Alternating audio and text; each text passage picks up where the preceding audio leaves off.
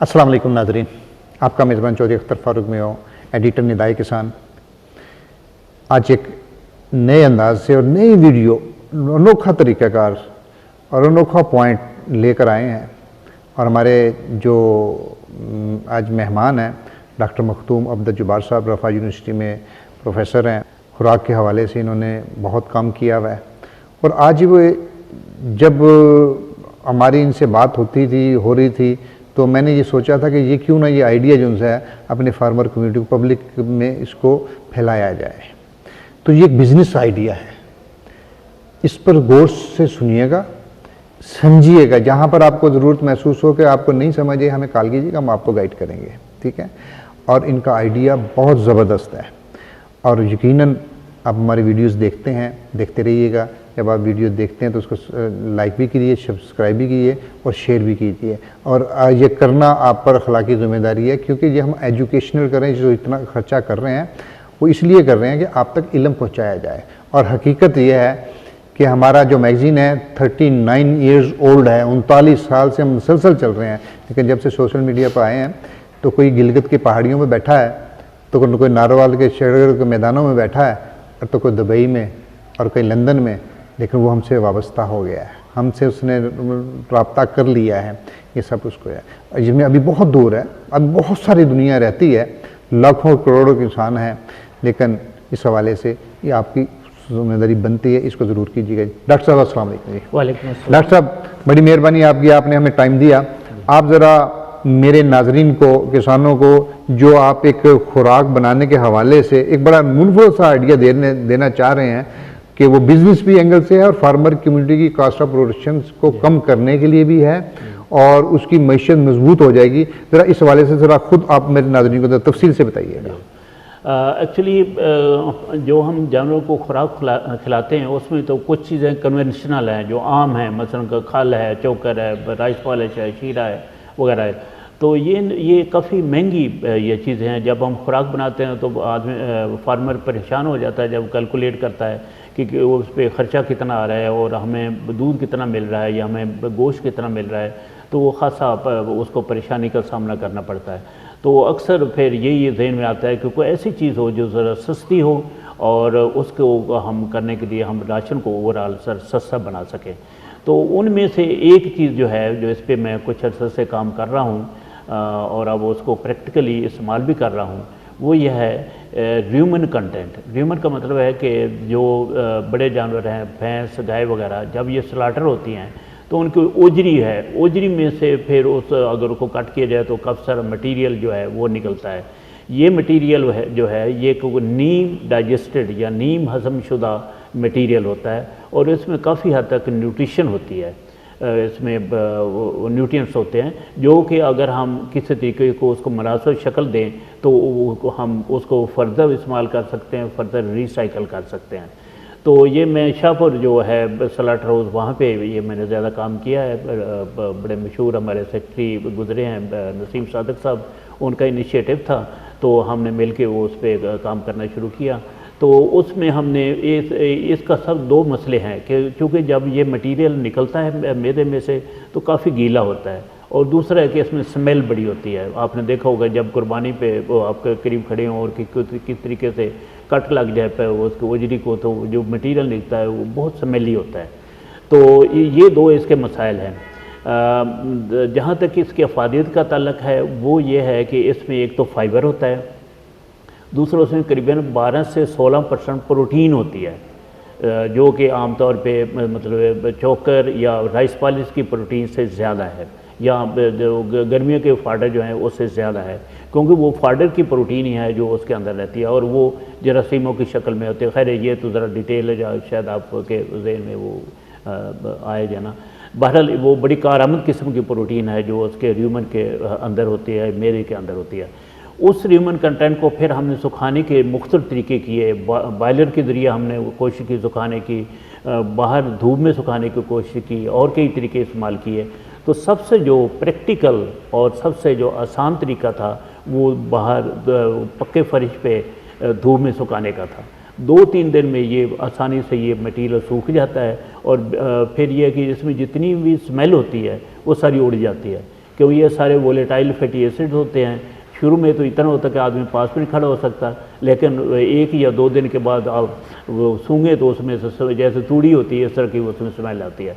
लिहाजा जानवर भी इसको खुशी से खा लेता है और मतलब वो आदमी हैंडल करने वाले को भी मसला नहीं होता। अब ये है कि ये जो मटेरियल अगर हम उसको स्प्रेड करके उसको हिलाते रहें और उसको अच्छी तरह से उसको खुश कर दें, तो ये हम बैग में रख भर के तो इसको स्टोर कर सकते हैं फॉर इंडेफिनेट टाइम तक, और वो उसको फिर हम अपने फीड में इस्तेमाल कर सकते हैं। अभी जो एक वीडियो में मैंने जिक्र किया था TMR का, तो TMR का करीबन 20% ये हम उसमें डाल सकते हैं, और हमने जब ये 20% तक डाला तो मिल्क प्रोडक्शन ज़्यादा हुई, क्योंकि इसकी प्रोटीन की क्वालिटी जो है वो बहुत अच्छी होती है, और जो फैटिंग वाले है उस पर भी अच्छा असर किया। यानी लोगों को पता है कि हम वो ह्यूमन कंटेंट को सुखा के उसको हम कन्वर्ट कर रहे हैं, उनके सामने ही करते हैं, और लेकिन क्योंकि प्रोडक्शन उससे अच्छी हो जाती है तो वो कहते हैं कि वो ज़रूर मिला है थोड़ा सा हिस्सा जो है। तो इस तरीके से ये तजर्बाती तौर पे हम ये काम कर रहे हैं, एक्सपेरिमेंट R&D वर्क हो रहा है, कमर्शियल एक्टिविटी नहीं है। लेकिन फार्मर हजरात जहाँ कहीं फिजिबल हो, स्लॉटर हाउसेज हैं, स्लॉटर हाउस में बेशुमार ये मटीरियल निकलता है और बाहर डंप हुआ रहता है और एनवायरनमेंट को पलूट करता है, बू आती है, पास से गुजरना नहीं जाता।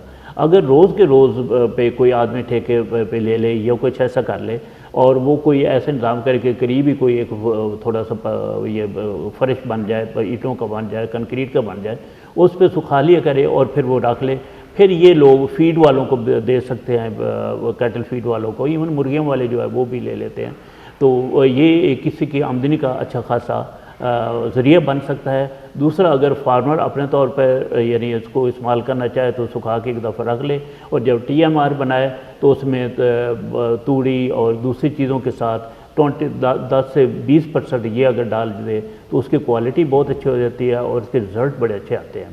तो मेरा ये फार्मर हजरात के लिए यानी ये मशवरा है कि इस तरफ भी ध्यान दें कि ये जो डंप हुआ होता मटीरियल वो ना सिर्फ उससे जान छूटे, बल्कि वो अपने इस्तेमाल में लाएँ और अपने जो इकॉनमी है उसको बेहतर करें। अच्छा, इसमें मेरा एक सवाल है आपसे कि क्या अगर उसी फार्मर उसको ओजड़ी से निकला जो उसका चारा है जो उसको निकाल ले, उसको वैसे ही खुश्क करके अगर दोबारा जब उसमें स्मेल ख़त्म हो जाए वैसे ही अगर डाल दे, TMR में ना डाले, तो क्या वो भी मुमकिन है? नहीं, एक्चुअली वो भी एक हर एक अपनी लिमिटेशन होती है कि ये जो हम नॉन कन्वेंशनल यानी ये गैर मारूफ जो चीज़ें हुए हैं जो हम कर रहे हैं, इसकी हमेशा एक बेसिक असूल ये होता है कि ये थोड़ा सा डालें, जो खुदा न खासा इसकी पैलेटेबिलिटी का प्रॉब्लम है, इसका अंदर कोई और को मसला हो तो वो ज़्यादा जानवरों पे असर ना करे। जैसे आजकल प्रेस मड बड़ा इस्तेमाल लोग इस्तेमाल कर रहे हैं, और बाद का पूरे को पूरा मड पे ही वो पाल रहे हैं, थोड़ा सा तूड़ी डाली ऊपर मड डाल दी तो वो इस पे,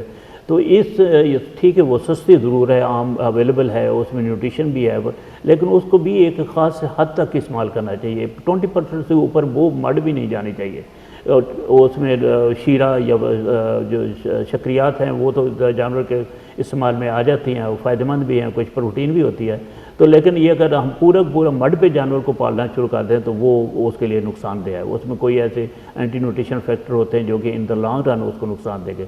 इसी तरह ये भी जो है इसमें थोड़ा सा पैलेटेबिलिटी का मसला आ जाता है कि अगर हम इसका क्वांटिटी ज़्यादा करें तो फिर जानवर शायद ना खाएं इतना खुश होके, तो 15 से 20% जो है ऑप्टिमम हम इसमें वो ये ह्यूमन इसको कहते हैं ड्राइड ह्यूमन डाइजेस्टर DRD, तो ये हम डाल सकते हैं। इंडिया में भी इस्तेमाल हो रहा है कि शायद दूसरे भी डेवलपिंग कंट्री में इस्तेमाल हो रहा हो, और हमने भी ये इनिशिएटिव लिया है और ये काफ़ी हद तक कामयाब है। तो इस तरीके से हम एक बैग पे 100 से लेके 150 रुपये तक हम सेव कर सकते हैं। अगर फर्ज करो एक 1200 का बैग आ रहा है या 1000 रुपये का बैग आ रहा है तो इससे उसकी कीमत जो है 900 रुपये पर बैग हो जाएगी या 850 रुपये हो जाएगी। तो इस तरीके से हम इकोनॉमी भी कर सकते हैं और मिल्क प्रोडक्शन या ग्रोथ रेट को भी मुतासर नहीं होने दे सकते। अच्छा, बात इकनॉमिक्स की हो रही है, मईशत की हो रही है कि फार्मर की मईशत को कैसे बेहतर से बेहतर बनाया जाए। बड़ा अच्छा आपने आइडिया दिया है। तो ज़रा इस बात को ज़रा इस तरीके से एंगलाइज कीजिए कि ईद उल ज़ुहा आ रही है और इस ईद उल ज़ुहा के मौके पर हर तरफ स्लॉटर हाउस होंगे, वहाँ पर आम लोग जो इस बिज़नेस को, जो आइडिया को पिक करते हैं, उनके लिए आप क्या इंस्ट्रक्शन देते हैं, उनको गाइडलाइन क्या देते हैं, ताकि वो इस वीडियो को देखने के बाद इस दफ़ा अब से तैयारी करें और ईद के मौके पर अपने आप को मैनेज कैसे कर सकें? एक्चुअली जैसे मैंने पहले कहा कि आपको भी एक्सपीरियंस हो गया कि ये थोड़ा सा रिपल्सिव है, इसमें स्मेल बड़ी आती है, अच्छी खासी स्मेल आती है, इसको हैंडल करना थोड़ा सा यानी इंडिविजुअल तौर पे ज़रा मुश्किल है। अलबत्ता अगर इसको एक एक्टिविटी के तौर पे लिया जाए, स्लाटर हाउसेस के साथ कांटेक्ट किया जाए, उनके लिए तो ये फालतू होता है, बल्कि उनके लिए सरदर्दी बना होता है कि ये इसको कहाँ डिस्पोज ऑफ करें। तो उनसे अगर आप कांटेक्ट कर लें और रोज़ का रोज़ वो उठा लिया करें, उसको सुखा लें, तो आपके पास काफ़ी सारी क्वांटिटी में ये आपको आ जाएगा, मटेरियल आ जाएगा। उसको चाहे आप अपनी फीड बना के उसमें कुछ हिस्सा इसका डाल दें या दूसरे लोगों को डाल दें, तो आई थिंक ये इकोनॉमिकली बड़ा वायबल एक प्रोजेक्ट है और जो भी जिसके लिए मुमकिन है वो ज़रूर इसमें मतलब इसको अपनाए और एक बिज़नेस अपना करे।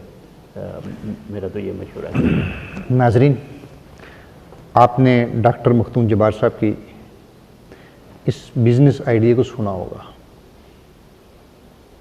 दिल तो नहीं मान रहा होगा, लेकिन ज़रा उस ज़रब तकसीम करके देखिए, खुद ना करें, सरमायाकारी कर लें, आपको लेबर मिल जाती है। और बेनता लेबर है माशरे में, बहुत सारे हो रहे हैं जो कूड़ा उठाने वाले लोग हैं, किसी को मैनेज कर लें, आप लगाएं थोड़ा सा पैसा, ट्राई तो करें आप। और जब आप करेंगे इसको, तो ये मटेरियल ऐसा है कि जिसकी कॉस्ट इसमें कोई सस्ता तरीन आपको मिलेगा और ईद उल ज़ुहा के मौके पर ये बहुत ज़्यादा वाफर उसमें है। आप प्रैक्टिस कीजिए, इसको देखिए, और जब आप ये समझ जाएंगे तो स्लाटर हाउस बड़े बड़े शहरों में तो करीब करीब हैं, लेकिन छोटी जगहों पर भी होते हैं। लेकिन ये बात है आपकी बिज़नेस अप्रोच की, आपके डिसीजन की। आपने कब लेना है डिसीजन? हमेशा वो बेहतरीन डिसीजन होता है जब बर वक्त लिया जाए। ये वक्त है डिसीजन करने का, आप इस पर वर्क करें। इन 3-4-2 महीनों में आप उस स्लाटर हाउस से रब्ता करें, आप देखें, वहाँ से इकट्ठा करें, मुकामी सतह पर आपके जो कसाई है वहाँ से लें, आप जिसके पास 4, 5, 6, 7 जानवर मिल के होते हैं वहाँ से उठाएँ, उसको सेव करें, उसको फिर देखें कैसा लगा। ये आपने बताना है, ये आपका फीडबैक हमें बताएगा, आपके रवैये बताएंगे। तो मैं उम्मीद करता हूँ कि जैसे पहले वीडियोस आपने पसंद की और आपने उसको बड़ा अप्रिशिएट भी किया, शेयर भी किया, लाइक भी किया, चैनल को सब्सक्राइब भी किया, उम्मीद है आइंदा भी करेंगे। और लेकिन फिर वही एक बात आपने ये मत भूलिएगा कि आपकी असल आवाज़ निदाई किसान मैगज़ीन है, जो इल्म का एक ख़जाना है, और जो 1500 रुपये सालाना सब्सक्रिप्शन है और महीने के 120 रुपये बनते हैं। और 120 रुपये का मतलब ये है कि आपने एक टाइम खाना नहीं खाया, आपके पैसे पूरे, ये सदका जारिया भी है। इस दौर में कि जब पढ़ने का रुझान ख़त्म हो गया है, इल्म लेना लोग छोड़ गए हैं, तो ऐसे में इसको ज़िंदा रखना आपकी अखलाकी जिम्मेदारी है। और किसानों के लिए कोई काम नहीं करेगा, किसान खुद उठेगा, किसान खुद काम करेंगे तो तब तक होगा। नाज़रीन, निदाई किसान टीवी ने जो वर्कशॉप का एक सिलसिला शुरू किया हुआ है, जो मार्च के एंड में एक वर्कशॉप हो रही है हमारी, उसमें लार्वा भी है, TMR भी है, और ये ऐसे आइडियाज़ हैं। डॉक्टर मखदूम साहब लेक्चर देंगे, बनाना सिखाएंगे, सब कुछ बताएंगे। आपने अगर सीखना है, आपने अगर कुछ छोटे से पैमाने पर थोड़ी सी इन्वेस्टमेंट से कोई बिज़नेस करना है, आप रब्ता कीजिए, वर्कशॉप में ज़रूर आइएगा।